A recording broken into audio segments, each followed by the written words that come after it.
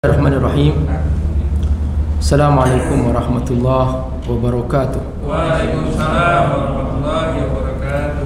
Alhamdulillah. Wassalatu wassalamu ala Rasulillah wa ala alihi wa sahbihi wa mawala. Asyhadu an la ilaha illallah wahdahu la syarikalah wa asyhadu anna Muhammadan abduhu wa rasuluh. Allahumma salli ala Sayyidina Muhammad wa ala alihi wa sahbihi ajma'in wa ba'du. Yang Allah muliakan keluarga besar Partai Keadilan Sejahtera dan seluruh teman-teman yang hadir pada hari ini di Masjid Al-Adalah. Semoga Allah berkahi semua. Sebetulnya kajian ini insya-Allah akan bersifat rutin, sebulan sekali mungkin ya. Insya-Allah mudah-mudahan kita bisa selalu bertemu. Dan tema pokoknya adalah tafsir juz 30. Ini tafsir Al-Qur'an juz 30. Saya mohon yang hadir hari ini jangan gaib lagi ya. Ya, mudah-mudahan hadir terus.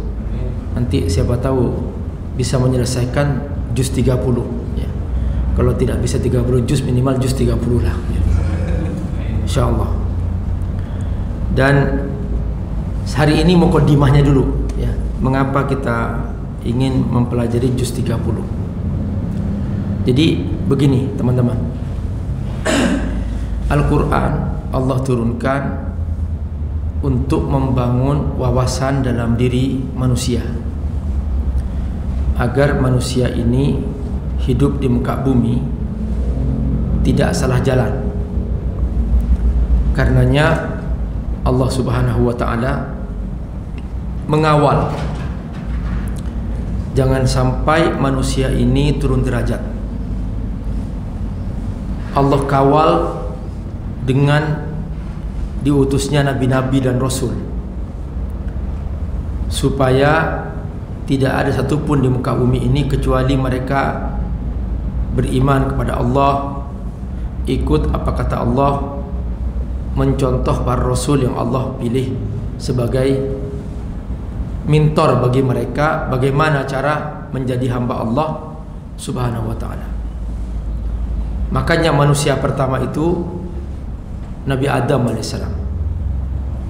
Setelah itu keturunan Nabi Adam AS semakin banyak dan semakin menyebar.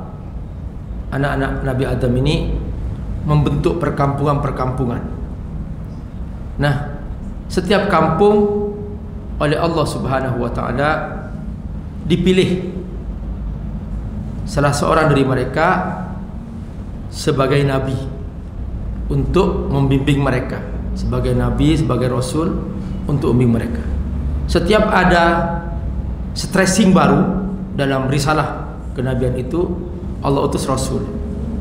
Tapi kalau tidak ada penambahan baru, maka cukup nabi-nabi, karena nabi ini tugasnya melanjutkan rasul sebelumnya.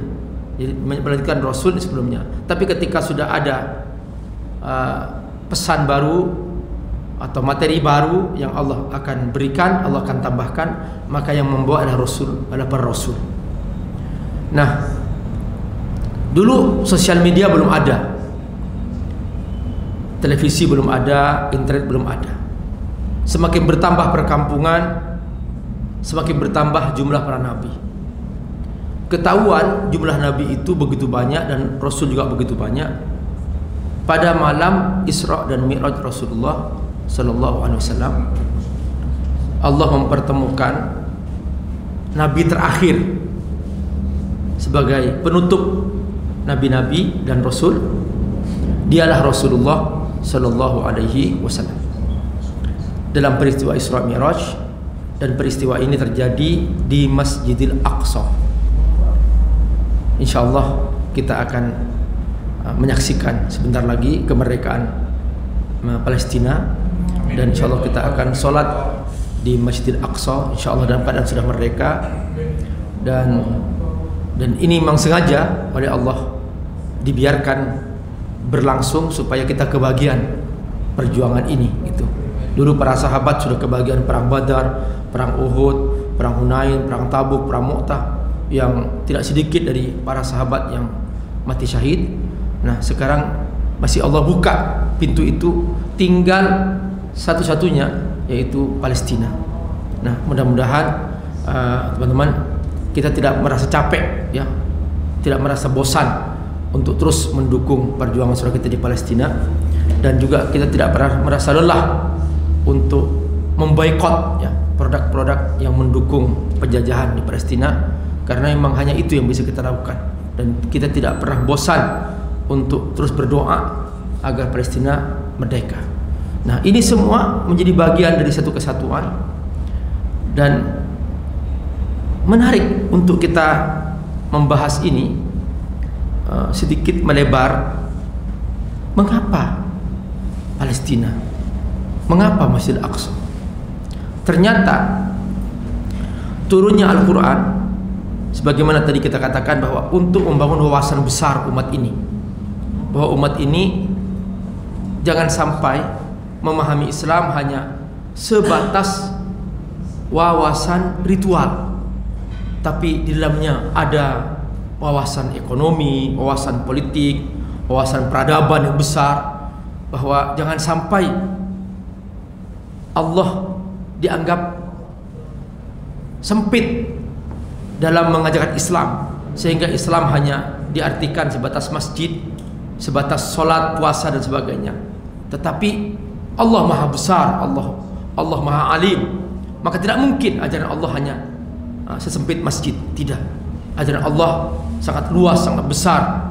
Ya, ajaran Allah akan menjadi cara hidup kita di pasar, kita di kantor, kita di dalam aktivitas ekonomi, dalam aktivitas berpolitik. Itu harus juga melibatkan ajaran Allah Subhanahu wa Ta'ala, sehingga tidak seenaknya manusia ini hidup di muka bumi hanya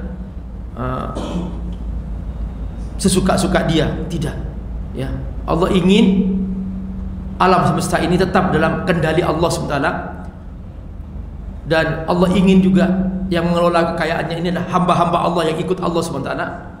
Oleh karena itu, wawasan Al-Quran ini harus kita pahami secara komprehensif, jangan sampai hanya dipahami secara ritual, sehingga ketika akhir-akhir ini kita menemukan banyak fenomena orang-orang Islam bertengkar masalah-masalah yang sifatnya khilafiyah, keilmuan dan sebagainya, sehingga seakan-akan Islam itu hanya sebatas keilmuan itu gitu.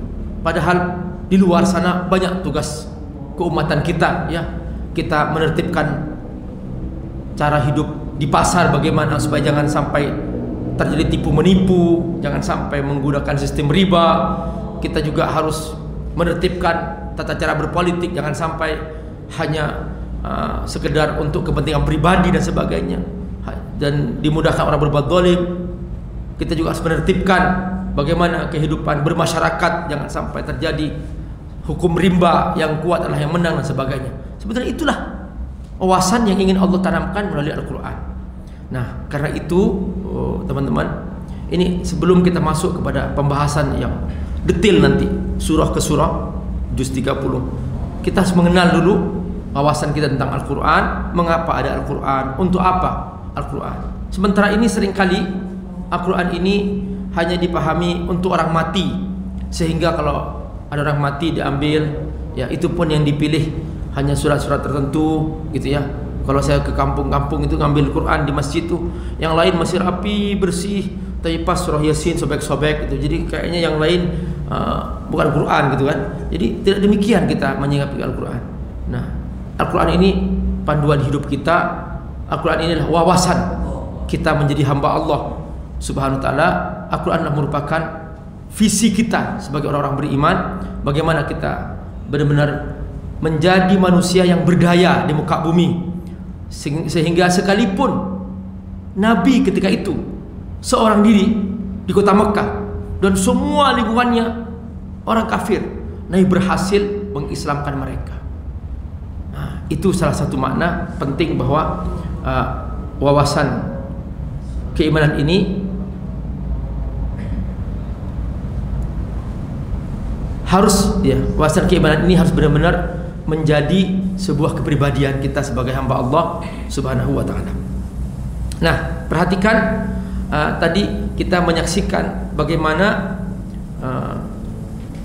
penyerahan risalah nabi-nabi terdahulu dan para rasul terdahulu di sebuah tempat yang Allah pilih di Masjidil Aqsa, dan itulah muktamar terbesar sepanjang sejarah manusia. Belum pernah terjadi sebelumnya dan tidak akan pernah terjadi sesudahnya, yaitu muktamar yang dihadiri oleh semua nabi dan rasul. Dalam Sahih Bukhari disebutkan jumlahnya 124.000 nabi dan 300 rasul, dipimpin langsung oleh Rasulullah sallallahu alaihi wasallam, Sayyidul Anbiya, pemimpin para nabi, dan itulah terjadi di malam Isra dan Mi'raj Rasulullah SAW, dan itu terjadi di Masjidil Aqsa. Makanya kalau teman-teman baca surah Al-Isra, isinya dari awal sampai akhir adalah tentang penyerahan kitab. Jadi bicara tentang kitab terdahulu Allah ceritakan di situ.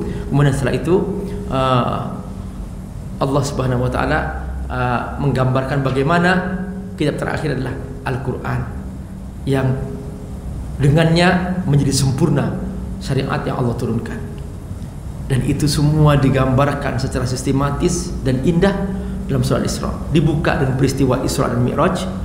Subhanalladzi asra bi 'abdihi lailan minal masjidil haram ila masjidil aqsa alladzi barakna haula linuriyahu min ayatina innahu huwas samiul basir.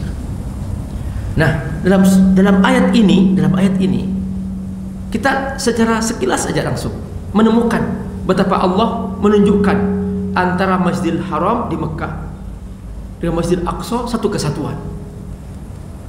Maka kalau kita beriman kepada Allah, beriman kepada Quran, jangan hanya kita mengagungkan Masjidil Aqsa, jangan hanya kita mengagungkan Masjidil Haram Mekah.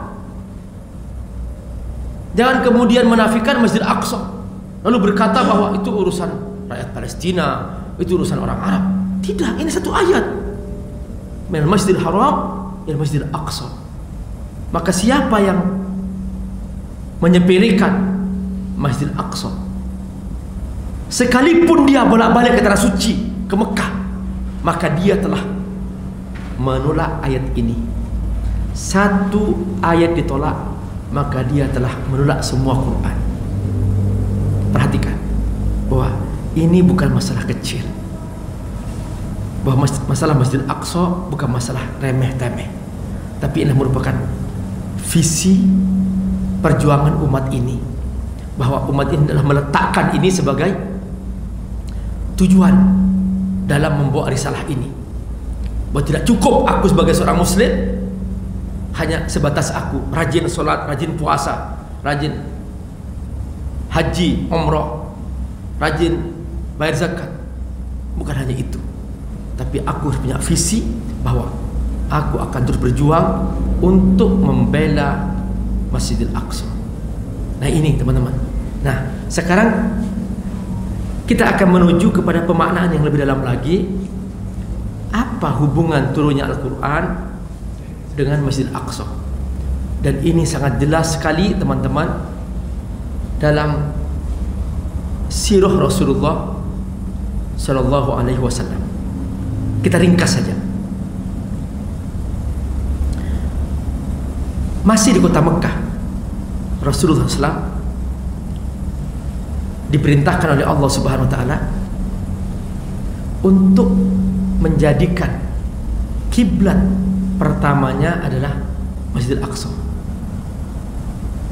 Perhatikan, selain tadi peristiwa Isra dan Mi'raj yang menghubungkan dari Masjidil Haram ke Masjidil Aqsa, padahal bisa saja Allah mengangkat Nabi langsung dari Masjidil Haram Mekah langsung ke langit, bisa aja.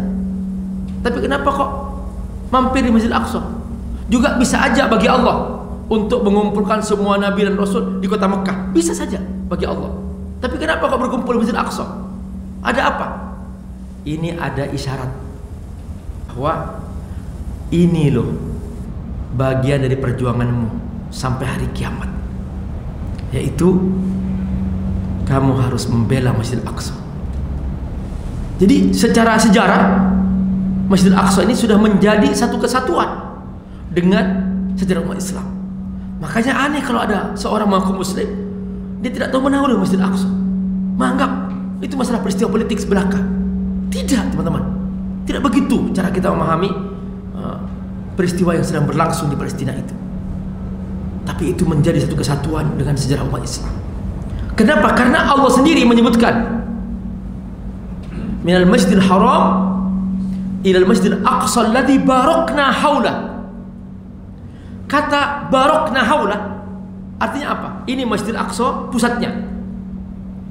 Barakna haula adalah seluruh negeri Syam. Jadi negeri Syam maksudnya itu negeri yang berkah, kata Allah, yang mencakup dalamnya ada Palestina, Lebanon, Syria, Yordania. Ini semua negeri Syam.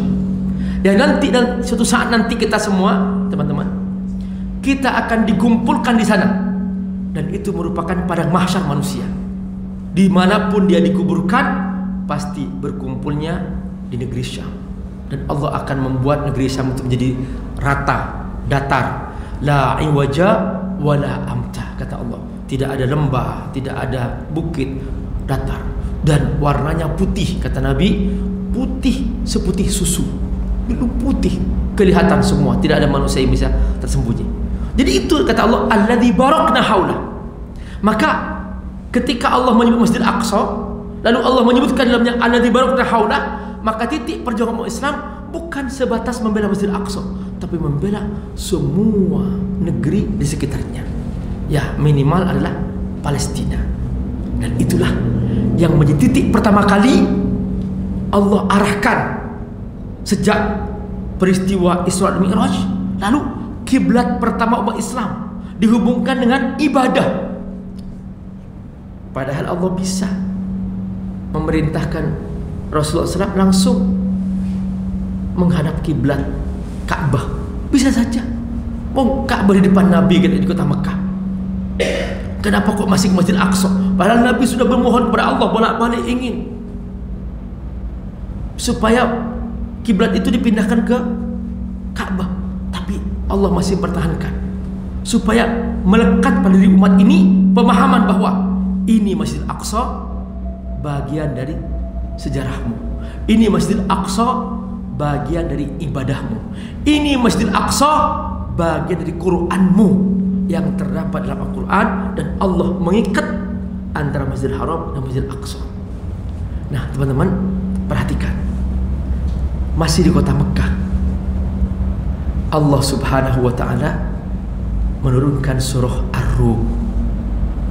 Coba teman-teman buka Quran ya. Tadi kita menemukan surah Al-Isra yang isinya adalah pemindahan. Kenapa kok disebut Isra? Isra Mi'raj, oke. Mungkin kita surat Bani Israel juga dikatakan begitu. Ada surat Bani Israel. Kenapa? Karena ketika muncul Nabi terakhir Rasulullah SAW, maka kitab-kitab terdahulu langsung sudah dipindahkan menjadi Quran.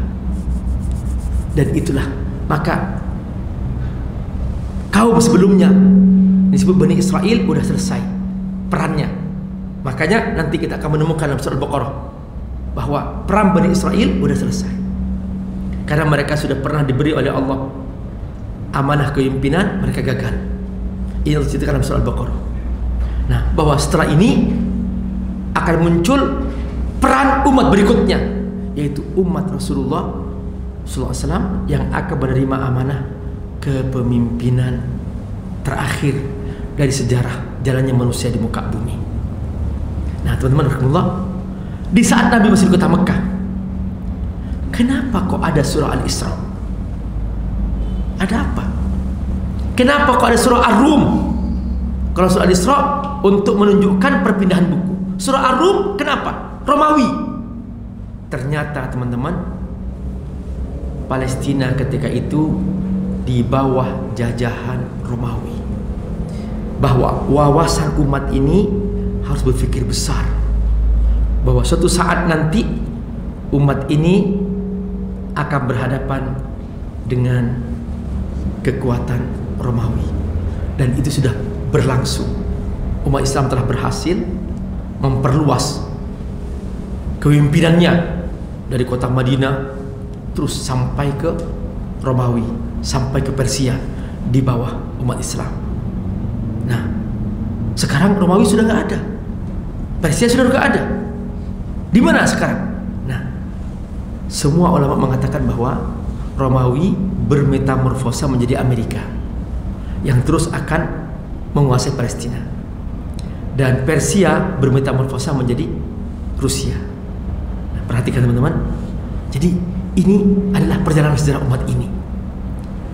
Sejak di kota Mekah, Allah beritahu bahwa ini loh surah Ar-Rum, maka wawasannya besar. Begitu hijrah ke Madinah, Rasulullah SAW sudah menyiapkan pasukan-pasukan. Selain setelah perang Badar, perang Uhud, dan perang-perang sesudahnya, ada di antara peperangan itu di mana berhadapan langsung dengan pasukan Romawi. Nah, Nabi telah menyiapkan pasukan itu. Perang Mu'tah, perang Tabuk, itu semua adalah arahnya kepada Romawi. Ada apa di situ, teman-teman? Kenapa kok ke Tabuk? Kenapa di Tabuk? Di Tabuk itu ada sumber air yang besar, yang itu ceritanya Nabi sendiri langsung yang menyiapkannya. Dari setetes air menjadi sumber besar. Makanya kalau kita ke Tabuk sekarang itu seperti Indonesia. Jadi gak seperti padang pasir yang lain. Itu subur, hijau, itu di Tabuk, di Saudi. Ternyata apa? Di situ tempat persinggahan umat Islam untuk menuju Palestina. Nabi menyiapkannya di Tabuk. Dan Nabi juga menyiapkan tempat persinggahan di Taima, di tepi pantai, yang kemudian di situ Amr bin As dan pasukannya lewat di situ. Dan Nabi sempat membuat sebuah kesepakatan, apakah kami akan masuk ke situ untuk menyerang Anda, atau Anda menyerah di bawah pimpinan kami.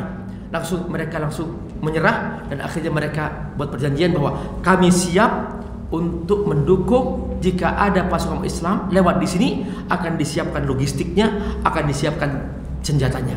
Makanya pasukan Amr bin As ketika sampai di Taima, dia langsung berjalan dengan cepat dan sampai lebih dulu ke Palestina. Dan yang masih di Tabuk masih singgah, dan mereka juga ujungnya Palestina. Perhatikan. Jadi risalah kenabian pun juga arahnya kepada pembukaan Palestina. Dan ini dipahami oleh para sahabat kemana arah risalah ini. Perhatikan teman-teman, ini berkaitan dengan Quran. Semua bersama dalam Al-Quran, satu kesatuan, tak terpisahkan. Sirah Nabi, Al-Quran turun, dan itu semua tak terpisahkan, menggambarkan bahwa wawasan umat ini harus punya wawasan besar. Jangan sampai umat ini hanya capek-capek bertengkar masalah khilafiyah, yang ini, yang itu. Itu sudah selesai teman-teman, sudah selesai. Kita harus pindah dari cara berpikir hanya yang bersifat khilafiyah, masalah kecil, kepada cara berpikir yang besar, yaitu berpikir peradaban, kepemimpinan yang besar. Inilah yang disebut dengan umat Islam. Karenanya nanti kita akan paham nih, sebelum kita masuk ke surah juz 30, kita akan paham melalui Al-Quran apa sebenarnya pesan yang ingin Allah tekankan dalam Al-Quran. Nah, teman-teman rahimakumullah, di mana Anda berada, kita melihat ya langsung bagaimana Al-Quran ini disusun oleh Allah Subhanahu wa taala. Secara turunnya memang nampak dan jelas Al-Quran ini tidak mengikuti urutan yang sekarang kita pegang. Urutan Al-Quran yang ada dalam mushaf sekarang ini berbeda dengan urutan turunnya. Sebab mengapa? Sebab Al-Quran turun 2 kali. Pertama, turun sekaligus dari Al-Lauhul Mahfuz ke langit dunia. Ini makna anzalah. Makanya teman-teman kalau membaca Quran, kalau menemukan dalam Al-Quran kata anzalah, anzalna Al-Quran, berarti itu maksudnya Al-Quran turun sekaligus. Tapi kalau menemukan kata nazzala wa nunazzilu minal Qur'an, itu artinya apa? Al-Quran turun secara berangsur-angsur. Jadi setiap ibarat dalam Al-Quran itu ketahuan dari wazannya. Ada ala wazni fa'ala, ala wazni af'ala. Nah, di sini pentingnya kita belajar bahasa Arab, gitu ya. Kalau belajar bahasa Indonesia tetap aja menurunkan, kita nggak pernah ngerti. Tapi kalau kita ngerti bahasa Arab, langsung di sini mengerti bahwa setiap kata anzalah dalam Al-Quran yang berhubungan dengan Al-Quran maksudnya adalah unzilah duf'atan wahidah, unzilah marrah wahidah, diturunkan sekaligus. Yaitu maksudnya apa? Dari Allahul Mahfuz ke langit dunia. Ini makna ayat inna anzalnahu fi lailatul qadar. Ini maksudnya apa? Bahwa turunnya Al-Quran sekaligus dari langit dunia, dari Lauhul Mahfuz ke langit dunia, itu terjadi pada malam Lailatul Qadar. Dalam banyak riwayat dikatakan terjadi pada malam 24 Ramadan. Perhatikan, ini juga menunjukkan bahwa Lailatul Qadar boleh jadi terjadi di tanggal yang genap, gitu ya. Jadi jangan hanya kita kalau malam-malam terakhir Ramadan banyak yang hanya fokus ganjil-ganjil aja, di genapnya nggak diburu gitu. Sebetulnya yang diinginkan Allah itu sebetulnya kita bangun setiap malam, teman-teman, ya gitu. Jadi makanya para sahabat mengatakan man qamal haul usib Lailatul Qadar, siapa yang bangun setiap malam pasti dapat Lailatul Qadar, seperti itu. Jadi ada teman-teman yang hanya fokus malam 27 saja, enggak demikian. Lailatul Qadar itu rahasia Allah SWT, gitu. Jangan memilih-milih 10 terakhir Ramadan itu. Dan ini terjadi pada malam Lailatul Qadar. Nah, setelah itu proses turunnya Al-Quran ini turun secara berangsur-angsur dari langit dunia ke hati Rasulullah SAW. Minas sama'i dunya ila qalbi Rasulillahi sallallahu alaihi wasallam. Nah, ini dalam riwayat yang masyhur dimulai pada tanggal 17 Ramadan. Nah, itulah yang kemudian dikenal dengan malam Nuzul Quran sebetulnya itu, yaitu surat Al-Alaq. Itu bagian pertama, itu pun Al-Alaq bukan sekaligus, hanya di bait pertama yang turun kepada Rasulullah sallallahu alaihi wasallam. Dan awal-awalnya itu urutannya luar biasa. Pertama Iqra, perintah membaca. Urutan kedua Al-Qalam, isyarat bahwa umat ini harus menulis. Urutan ketiga Al-Muzammil, yang penekanannya adalah Qiyamul Lail, pengisian diri. Dan urutan yang keempat adalah Al-Mudaththir, bahwa umat ini harus berdakwah, qum fa'andir. Perhatikan, jadi ilmu, menulis, pengisi diri dengan Qiyamul Lail, dan setelah itu baru ad-dakwah, qum fa'andir. Itu urutan-urutan awal dari turunnya Al-Quran. Setelah itu langsung turun berangsur-angsur sampai lengkap 30 juz. Ada sebagian turun tanpa asbabun nuzul, ada sebagian turun dengan asbabun nuzul. Makanya jangan bertanya, ini asbabun nuzulnya apa Pak Ustaz? Tidak semua ayat Quran turun itu atau surah-surah Quran turun itu ada asbabun nuzulnya. Nah, karenanya asbabun nuzul yang dikumpulkan oleh Imam Al-Wahidi dan Imam Asyuti itu tidak tebal, enggak, karena sedikit memang tentang asbabun nuzul. Nanti kita akan belajar itu ketika kita mulai membahas secara detail pada tafsir juz 30. Nah, teman-teman rahimakumullah, disebutkan oleh para ulama Ahlul Quran, ulama ulumul Quran mengatakan bahwa unzil al-Quran munajjaman hasabal ahdas, bahwa pada tahap yang kedua ini Al-Quran turunkan secara berangsur-angsur sesuai dengan peristiwa-peristiwa. Tetapi setiap kali Nabi mendapatkan Quran, Nabi menceritakan pada sahabat-sahabat yang menulis Al-Quran, mengatakan bahwa do'u hadhil ayah ba'da ayati kada fi surati kada, letakkan ayat ini setelah ayat ini dalam surah ini. Wa do'u hadhis surah ba'da surati kada, letakkan surah ini setelah surah ini. Dan di saat yang sama Nabi membaca Quran dalam menjadi imam, tersusun seperti yang kita pegang sekarang. Makanya para sahabat yang menulis Quran, mereka tetap menjaga susunan Al-Quran seperti yang Nabi tunjukkan, yang tersusun seperti mushaf yang kita pegang sekarang. Di saat yang sama, para sahabat juga mendengar Nabi membaca Quran ketika menjadi imam, tersusun seperti yang terdapat dalam mushaf sekarang. Maka susunan mushaf Al-Quran ini yang kita pegang sekarang persis sama seperti susunan yang terdapat di Allahul Mahfuz. Ini hasil penelitian saya tentang rahasia kesatuan Al-Quran yang menjadi disertasi saya, dan saya pertahankan secara ilmiah di hadapan sidang internasional di International Islamic University di Islamabad, Pakistan. Jadi itu disertasi saya tentang the unity of Al-Quran, ya.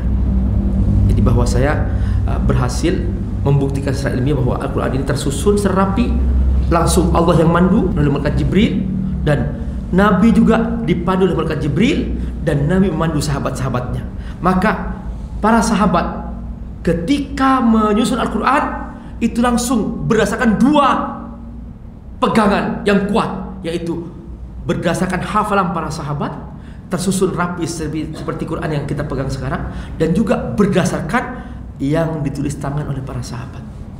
Susunannya rapi, yang diikat di atas kulit-kulit kayu, tulang-tulang sebagainya, diikat menjadi ikatan dan tersusun rapi. Begitulah Al-Quran tersusun.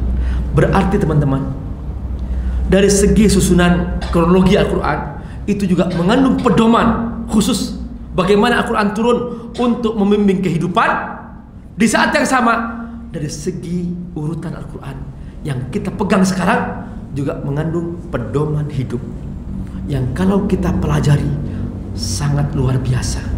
Makanya saya dari disertasi saya menemukan bahwa susunan Al-Quran adalah merupakan mukjizat Al-Quran, karena susunan Al-Quran juga mengandung manhaj kehidupan.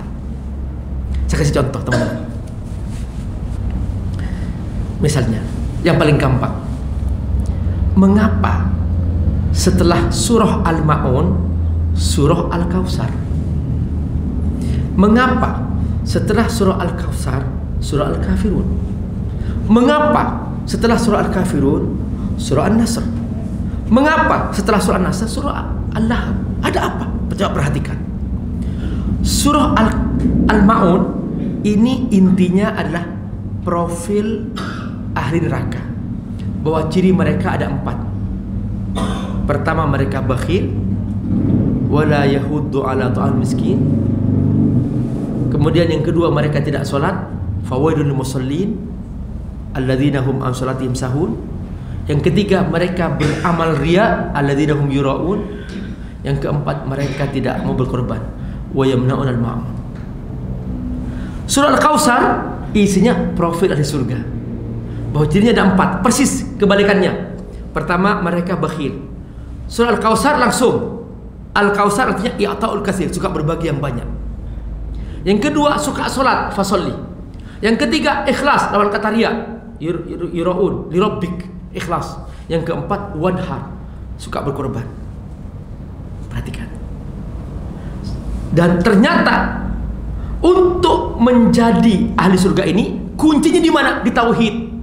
Terdapat di surah Al-Kafirun, bahwa pribadi surga itu intinya tauhid. Itulah surah Al-Kafirun, profil pribadi tauhid. Lakum dinukum waliyadin. Bukan ikut-ikutan juga. Yang paling penting dalam kita bertauhid itu ada 2, ya. Jangan ikut-ikutan menyembah Tuhan agama lain, dan jangan ikut-ikutan ritual agama lain. Itu inti daripada tauhid dalam surah Al-Kafirun. Qul ya ayyuhal kafirun la a'budu ma ta'budun, Tuhan.